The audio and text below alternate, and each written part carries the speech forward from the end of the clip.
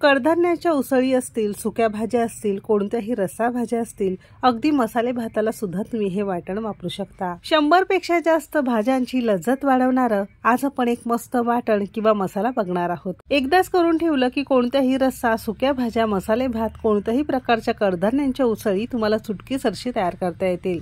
Same वाटणाचं मस्त मटकीची उसळ किंवा रसरशीत भाजी सुद्धा दाखवलेली आहे, म्हणजे वाटण वापरून तुम्हाला हे तयार करता येतं। तर रेसिपी नेहमीप्रमाणे भरपूर टिप्ससह तुमच्या सोबत मी शेअर केलेली आहे, म्हणून ती अगदी शेवटपर्यंत नक्की बघा आणि जर आवडली तर एक लाईक नक्की करा। रेसिपीला सुरुवात करूया। भाजीसाठी वाटण बनवण्यासाठी लागणारी सगळी जिन्नस अशी आपण ताटावर काढून घेतलेली आहे, म्हणजे आयत्या वेळेस विसरायला होऊ नये। इथे आपण 2 मध्यम आकाराचे कांदे दोन्हीकडच्या साइड्स काढून आपण याची सालं काढून घेतलेली आहे। सोबतच इथे आपण एक मध्यम आकाराची सुक्या खोबऱ्याची वाटी, त्यातली अर्धी वाटी, वजनी म्हणाल तर साधारणतः 100 ग्रॅम प्रमाणात सुकं खोबरं घेतलेलं आहे। तर कांदा इथे आपल्याला 4 भागांमध्ये चिरून घ्यायचा आहे। अगदी खालपर्यंत न चिरता अर्धवट आपण इथे कांदा 4 फोडींमध्ये करून घेतलेला आहे। दोन्ही कांदे असे आपण करून घेतलेले आहेत। दुसरीकडे गॅस आपण चालू केलेला आहे। यावर आपल्याला एखादी जाळी वगैरे घरातली असते ती ठेवायची, ज्यावर आपण मसाले वगैरे भाजत असतो, किंवा बऱ्याच ठिकाणी भाकरी किंवा फुलके यावर तयार केले जातात। तुमच्याकडे जी कोणती जाळी असेल त्या जाळीवर तुम्ही हे करू शकता। आणि ही अशी मधून चिरून घेतलेला कांदा आहे ना, तो उलट्या दिशेला घालून आणि खोबरं सुद्धा आपण यावर घातलेलं आहे। मध्यम आचेवर वर खाली करत साधारणतः एक 5-6 मिनिटं मस्त यातून छान सुगंध येईपर्यंत, हलकासा रंग काळपट होईपर्यंत छान खरपूस आपण भाजून घेणार आहोत। तर बघू शकता जसं हे भाजत जातं तसा याचा रंग बदलत जातो। खोबऱ्याचा रंग बऱ्यापैकी काळा पांढरा असा झालेला आहे। तर साधारणतः 2 ते 3 मिनिटात खोबरं मध्यम आचेवर असा हा छान खरपूस भाजलेला आहे आणि हे आपण एका बाजूला काढून घेणार आहोत। कांदा थोडासा कच्चा वाटतोय, तर 2 हिरव्या मिरच्या सुद्धा आपण इथे घेतलेल्या आहे। हिरव्या मिरच्या सुद्धा आपण मस्त खरपूस भाजून घेणार आहोत। कांदा तुम्ही जसा भाजत जाल तशा पाकळ्या याच्या मोकळ्या होतात आणि मस्त खरपूस सगळ्या घरात मस्त सुगंध पसरलेला आहे।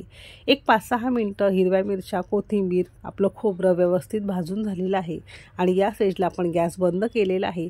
थोडंसं कोमट करायला ठेवून देणार आहोत। असं थोडंसं कोमट झालेलं आहे तर अजिबात तेलाचा उपयोग न करता मस्त खरपूस कांदा, खोबरं आणि आपण इथे हिरवी मिरची भाजून घेतलेली आहे। खोबरं थोडंसं थंड झालं की याचे छोटे छोटे आपण तुकडे करून घेणार आहोत। तर बघू शकता गावाकडे कसं मस्त चुलीवर हे भाजलं जातं, शहराकडे सोय नसते, मग अशा पद्धतीने आपण हे भाजू शकतो। खोबऱ्याचे तुकडे मिक्सरला सुरुवातीला काढून घेतलेला आहे आणि एकदा मिक्सरला खोबरं आपण बारीक करून घेणार आहोत, कारण बाकीच्या जिन्नसांबरोबर खोबरं घातलं की त्याचे तुकडे राहतात, ते बारीक होत नाही, म्हणून सुरुवातीला आपण खोबरं बारीक करून घेतलेलं आहे। आता यामध्येच भाजलेला कांदा घालणार आहोत, हिरव्या मिरच्या घालणार आहोत। बऱ्याचदा भाज्यांमध्ये कढीपत्ता वेगळा काढला जातो, मग अशा वेळेस वाटणामध्ये घातलं की आपसूक यातले सगळे पौष्टिक गुणधर्म आपल्या पोटात जातात।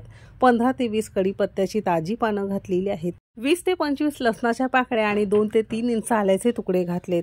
वाटणामध्ये आलं लसूण जास्त घाला, म्हणजे भाजीला वेगळं तुम्हाला घालावं लागत नाही। सोबतच मूठभर देठांचंही स्वच्छ धुतलेली कोथिंबीर घेतलेली आहे।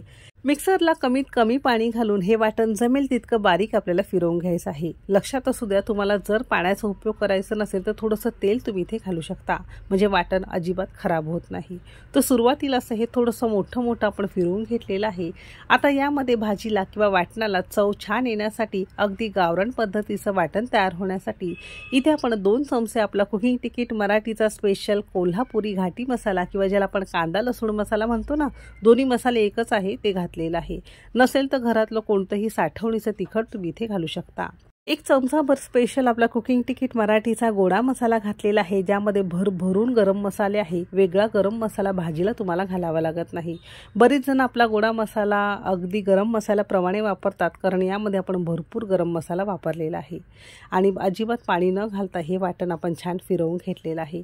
थोडंसं घट्ट असलं, थोडंसं मोठं वाटण राहिलं तरी सुद्धा चालू शकेल, पण कमीत कमी पाण्यामध्ये वाटण तयार केलं की ते बराच काळ व्यवस्थित टिकून राहतं।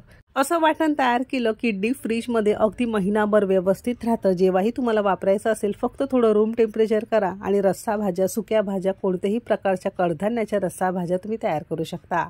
आता हे वाटण वापरून मस्त रसरशीत मटकीची उसळ किंवा मटकीची पातळ भाजी कशी बनवायची ते बघणार आहोत।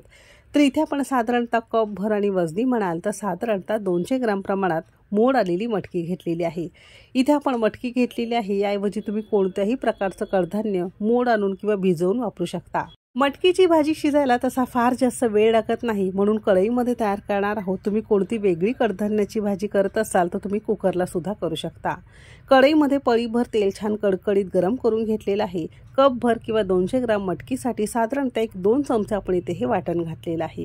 तुम्ही तुमच्या आवश्यकतेनुसार कमी अधिक करू शकता। जशी पातळ घट्ट भाजी लागत असेल त्यानुसार तुम्हाला इथे वाटण घालायचं आहे। फक्त काही सेकंद आपण हे मध्यम आचेवर छान तेल सुटेपर्यंत परतून घेतलेलं आहे। यामध्ये अगदी पाव चमचा हिंग पूड घालणार आहोत। कडधान्य आहे तर हिंग जरूर घालायचं आहे। अगदी पाव चमचा आपण इथे सेलमची हळद पावडर घातलेली आहे। अर्धा चमचा स्पेशल आपला मालवणी मसाला वापरलेला आहे। तुम्ही साठवणीचं कोणतंही तिखट वापरू शकता। हे सगळे मसाले आपल्या कुकिंग तिकीट मराठीचेच आपण इथे वापरलेले आहे, म्हणजे वेगळं तुम्हाला गरम मसाला वगैरे वापरावा लागत नाही। काही सेकंद आपण तेल सुटेपर्यंत छान परतून घेतलेला आहे। आता या स्टेजला जर तुम्हाला आवडत असेल तर एक मध्यम आकाराचा टोमॅटो मोठा चिरून घालायचा आहे। नसेल आवडत तर नाही घातलं तरी सुद्धा चालू शकेल। टोमॅटो खूप जास्त नरम करायचं नाही, काही सेकंद मोठ्या मोठ्या तुकड्यांमध्ये परतून घेतलेला आहे। यावर मटकी घालायची आहे, चवीपुरतं मीठ घालायचे आहे। तुम्ही तुमच्या चवीनुसार यामध्ये मीठ घालू शकता। मसाल्यांमध्ये मटकी आपल्याला 2 मिनिटं छान परतून घ्यायची आहे। असं केलं की मटकीची भाजी खाताना पानसट लागत नाही, म्हणून असं छान परतून घेतलेलं आहे। साधारणतः 2 मिनिटं असं छान लालसर रंगावर परतून घेतल्यानंतर तुम्हाला जितकी पातळ घट्ट सुकी भाजी लागत असेल त्यानुसार तुम्हाला यामध्ये पाणी घालायचं आहे। तर डब्यासाठी सुकी भाजी करायची तर थोडंसंच पाणी घाला। थोडं भाकरी भाताबरोबर खायचं असेल तर थोडंसं पातळ आपल्याला बरं वाटतं। तर साधारणतः 2 कप आपण इथे साधं पाणी वापरलेलं आहे। आता मोठ्या आचेवर याला छान खदखदून आपण उकळून घेणार आहोत। पुन्हा तुम्हाला सांगते, हे वाटण वापरून अगदी कोणत्याही प्रकारच्या कडधान्यांच्या भाज्या, फळभाज्या असतील, सुक्या भाज्या असतील, सेम पद्धतीने तुम्हाला करायचं आहे। फक्त सुकी भाजी असेल तर पाणी कमी घालायचं आहे, रस्सा भाजी असेल तर पाणी थोडं जास्त घालायचं आहे, मसाले भात असेल तर कांदा टोमॅटोवर थोडंसं वाटण परतून मसालेप्रमाणे भाज्या घालायच्या आहेत। डाळ तांदूळ धुवून घालायचं आहे। गरजेपुरतं पाणी घालून कुकरला 2 शिट्ट्या घेतल्या की तुमचा मस्त मसाले भात तयार होईल।